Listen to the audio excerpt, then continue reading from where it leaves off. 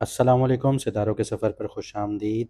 आज की वीडियो में हम जानेंगे कि जून का महीना आप लोगों के लिए कैसा रहेगा। प्लानिटरी पोजीशंस आपके फेवर में हैं या आपके ख़िलाफ़ हैं, हम सारी चीज़ों पे बात करेंगे। वीनस की जो रीसेंट ट्रांजिट है, मार्स का ट्रांजिट होने वाला है, मरकरी को देखेंगे, सन को देखेंगे, सैटर्न, राहु, केतु।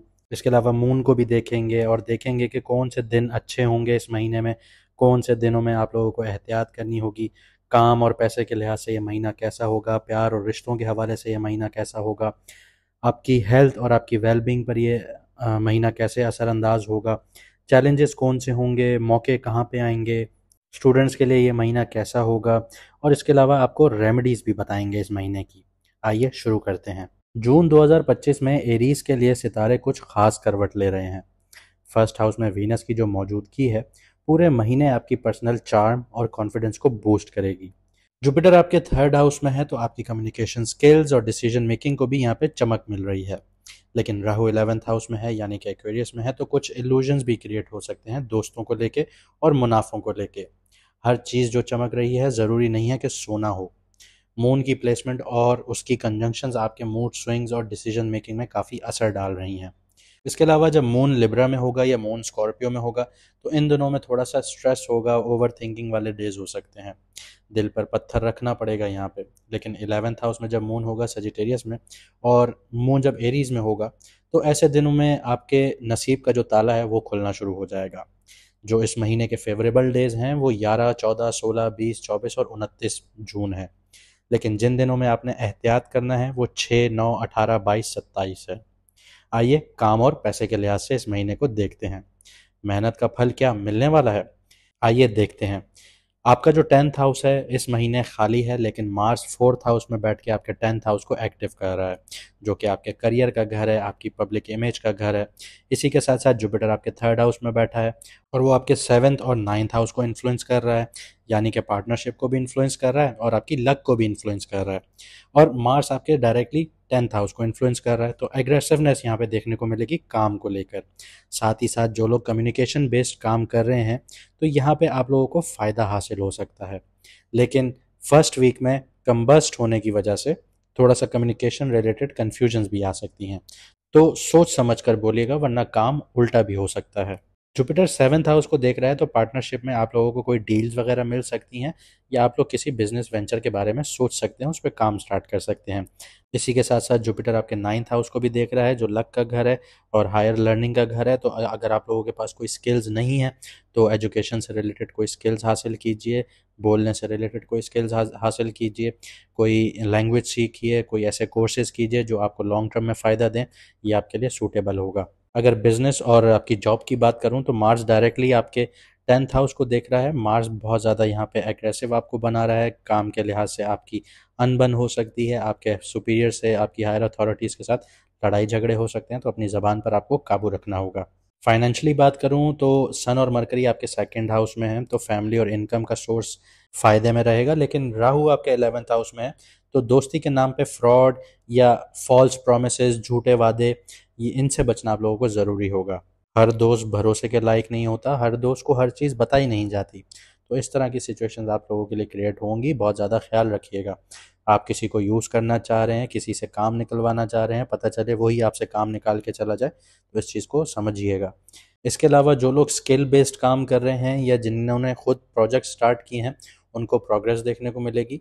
बॉस या अथॉरिटी फिगर्स के साथ अनबन के चांसेस बहुत ज़्यादा हैं, तो सब्र ज़रूरी रखिएगा वरना आप लोग जॉब लूज़ भी कर सकते हैं। प्यार और रिश्ते की बात करते हैं। जून की शुरुआत में मार्स और केतु का जो कंजंक्शन है 5th हाउस में आपकी रोमांटिक मूड को थोड़ा इम्पल्सिव और अनप्रिडिक्टेबल बना रहा है। जो लोग नई लव लाइफ शुरू करना चाहते हैं उनके लिए थोड़ा रुकना बेहतर होगा, क्योंकि फर्स्ट वीक में मार्स थोड़ा आपको एग्रेसिव फील देगा। जो लोग कपल हैं या ऑलरेडी मैरिड हैं तो उनके रिश्ते में वीनस एरीज में आ रहा है, फर्स्ट हाउस में आ रहा है, तो आपकी जो पर्सनैलिटी है उसमें या आपका रिश्ता है उसमें नई चमक ला रहा है, क्योंकि वीनस जो है वो 7th हाउस को भी एक्टिवेट कर रहा है और 7th हाउस आपका पार्टनरशिप का है। और इसके अलावा जुपिटर भी यहाँ पे 7th हाउस को एक्टिवेट कर रहा है, तो प्यार में आपकी बॉन्डिंग भी बढ़ेगी अपने पार्टनर के साथ और आपको कुछ सीखने को भी मिलेगा। इस महीने पुराना प्यार वापस कांटेक्ट कर सकता है। इमोशनल ओवर रिएक्शन से बचना होगा आप लोगों को। नए लोगों से मिलने का सही वक्त 14 से 24 जून तक होगा। आगे बढ़ते हैं, आपकी हेल्थ और वेलबींग की बात करते हैं। सितारों का असर सिर्फ बदन पे नहीं, दिमाग पर भी हो रहा है। सिक्स्थ हाउस विर्गो आपका खाली है, लेकिन मून और सैटर्न का इफेक्ट आपकी एनर्जी लेवल पे समंदर की लहरों की तरह आप पर काम करेगा। 9 और 18 जून आपको ऐसे दिन महसूस हो सकते हैं जहां इमोशनली आप बहुत ज़्यादा हैवी फील कर रहे हैं, जहां दिल बहुत ज़्यादा उदास है और बहुत ज़्यादा डिप्रेशन रहेगा, बहुत ज़्यादा प्रेशर आएगा दिमाग पर। तो ये वाली सिचुएशंस आपकी 9 और 18 तारीख को रहेंगी। सैटर्न पाइसेस में आपके 12th हाउस में है, जो आपके हॉस्पिटल के घर को एक्टिव कर रहा है और आपकी 7:30 का पहला टाइम पीरियड है। तो इसमें होने की वजह से आपकी जो नींद है ना, नींद का साइकिल आपका डिस्टर्ब होगा, ओवर थिंकिंग बहुत ज़्यादा हो जाएगी, सोने के लिए सर रखेंगे बेड पे और दिमाग चल पड़ेगा। तो डिजिटल डिटॉक्स बहुत ज़्यादा ज़रूरी है, माइंडफुल प्रैक्टिसेस कीजिए। वीनस फर्स्ट हाउस में है और फिजिकल अपीयरेंस को ट्रिगर कर रहा है, तो फिजिकल अपीयरेंस पर ध्यान दीजिए, एक्सरसाइजेस कीजिए और सेल्फ लव जो है वो आपको हेल्प करेगा। हेल्थ की अगर एडवाइस दूं तो इस टाइम पीरियड में आप लोगों ने हाइड्रेशन बहुत अच्छी रखनी है, बाहर से oily food, junk food avoid करना है, बाहर का नहीं खाइए। वैसे ही गर्मियाँ बहुत ज़्यादा हैं, आप लोगों को फूड पॉइजन के चांसेस बहुत ज़्यादा हैं, डाइजेशन से रिलेटेड इश्यूज बहुत ज़्यादा जल्दी हो सकते हैं। तो इन सारी चीज़ों का आपने ख्याल रखना है। आपको food poison, bloating, gas, diarrhoea, constipation या स्टमक से रिलेटेड जितनी भी बीमारियां हैं वो भी हो सकती हैं। और स्टमक अगर अगर आपका ख़राब हुआ तो स्किन से रिलेटेड भी इश्यूज देखने को मिल सकते हैं, हड्डियों से रिलेटेड भी और दांतों से रिलेटेड भी। इन चीज़ों का आपने बहुत ख्याल रखना होगा। तो अपने आप को प्रॉपर हाइड्रेट रखिए, oily food, junk food avoid कीजिए और एक्सरसाइजेस पर ध्यान दीजिए। ओवर वर्क भी ना कीजिए, बहुत ज़्यादा बैलेंस मेंटेन कीजिए वरना बर्नआउट फील हो सकता है। ब्रेक्स लेना ना भूलें। आगे बढ़ते हैं, प्यारे स्टूडेंट्स को देखते हैं। पढ़ाई पे फोकस है लेकिन डिस्ट्रैक्शन भी आसपास ही घूम रही है। जुपिटर और मरकरी दोनों जेमिनी थर्ड हाउस में हैं, तो जो एनालिटिकल और कम्युनिकेशन बेस्ड सब्जेक्ट्स हैं, जैसे मैथ्स हो गई, राइटिंग, जर्नलिज्म हो गई, मार्केटिंग हो गई, ये इन चीज़ों के लिए परफेक्ट टाइमिंग है। लेकिन जून के बीच में मरकरी का इंटेंस मूवमेंट जो है वो कन्फ्यूजन दे सकता है। रिवीजन और पीयर डिस्कशन से क्लैरिटी मिल सकती है आप लोगों को। तो बहुत अच्छे से ग्रुप स्टडीज़ कीजिए। अगर आपको कोई चीज़ समझ नहीं आ रही तो अपने गुरु से, अपने टीचर से उसको दोबारा समझिए, उसमें कोई शर्म नहीं है दोबारा समझने में। इससे आपको ही मोटिवेशन मिलेगी और आपको सीधा रास्ता मिलेगा। इसके अलावा मार्स आपका 5th हाउस में ट्रांजिट कर जाएगा, आपको कम्पिटिटिव बनाता है यहाँ पे लेकिन यहाँ पे ओवर कॉन्फिडेंस भी दे रहा है, जो एग्जाम में सिली मिस्टेक्स दिखा सकती हैं आपके लिए। थोड़ा रुक के चलना आप लोगों को लिए बेहतर होगा। थोड़ा सोच समझ के, थोड़ी अपनी जो रिविजन्स है उनको अच्छे से देख लीजिएगा, फिर आगे बढ़िएगा। जून का मंथ बहुत ज़्यादा स्ट्रांग है राइटिंग के लिए, मार्केटिंग के लिए और कोडिंग के लिए। इधर यहाँ पे एक चीज़ का भी ख्याल रखना है कि जो मेमोरी बेस्ड सब्जेक्ट्स होंगे या फिर अगर आप रट्टेबाजी कर रहे हैं तो वो आपको भूल सकता है, यहाँ पे मेमोरी वीक हो सकती है। तो विजुअलाइजेशन अगर उसकी टेक्निक अगर आप पकड़ते हैं तो वो आपके लिए बहुत ज़्यादा काम करेगी। आइए जून के महीने में चैलेंजेस और मौके देख लेते हैं कौन कौन से हैं। राहु केतु का जो एक्सेस है 5th और 11th हाउस का, तो क्रिएटिविटी और नेटवर्क दोनों पे प्रेशर बन रहा है। सैटर्न पाइसेस में 12th हाउस में होने से फॉरेन या डिस्टेंस लर्निंग में प्रोग्रेस देखने को मिल सकती है, लेकिन आइसोलेशन या एंजाइटी भी यहाँ पे बढ़ सकती है। आप लोग बाहर से रिलेटेड बहुत कुछ सीख सकते हैं, बाहर से रिलेटेड काम कर सकते हैं, लेकिन यहाँ पे आइसोलेशन भी आएगी, आपको देखने को मिलेगी। मरकरी और सन की जो मूवमेंट है करियर और कम्युनिकेशन में ब्रेक या डिले लेके आ सकती है आप लोगों के लिए, लेकिन जुपिटर का जो 3rd हाउस में है वो लॉन्ग टर्म गोल्स के लिए बहुत ज़्यादा सपोर्टिव है।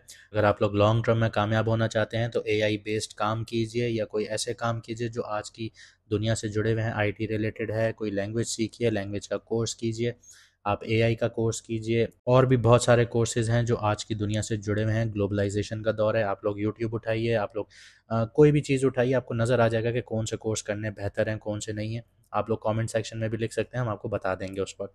आगे बढ़ते हैं, रेमेडीज़ देख लेते हैं। रोज़ाना ग्रेटिट्यूड जर्नलिंग लिखें। कुछ 3 चीज़ें ऐसी लिखें कि जिनकी आप शुक्रगुजारी करते हैं कि आप लोगों के लिए अच्छी साबित हुई, नहीं भी हुई तब भी कीजिए। अपने आप को ऑप्टिमिस्टिक बनाइए, पेसिमिस्टिक नहीं बनाइए। हर चीज़ पर शुक्र कीजिए।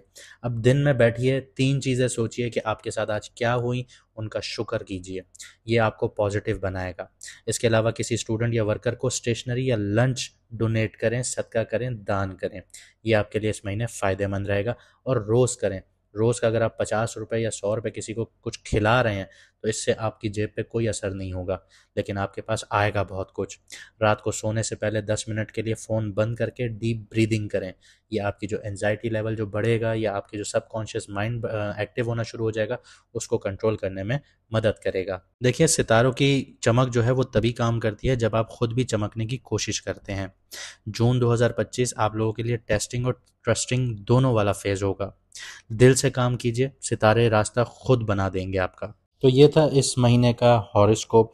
अगर आपकी ज़िंदगी में कोई मसले मसाइल चल रहे हैं, कारोबार से रिलेटेड, आपके करियर से रिलेटेड, आपकी लव लाइफ से रिलेटेड, आपकी फैमिली लाइफ से रिलेटेड, पैसों से रिलेटेड या हेल्थ से रिलेटेड, तो आप लोग व्हाट्सएप पर मैसेज कर अपॉइंटमेंट ले सकते हैं। मैडम एस्ट्रोलॉजर अनबक्श आपकी कुंडली या जायचा देखकर आपको प्रॉपर गाइड करेंगी और आपकी पर्सनलाइज रेमेडीज़ आपको बताएंगी, ताकि आप अपनी ज़िंदगी में बेहतर तरीके से आगे बढ़ सकें। मुझे दीजिए इजाज़त, मिलते हैं अगली वीडियो में सितारों के सफ़र पर।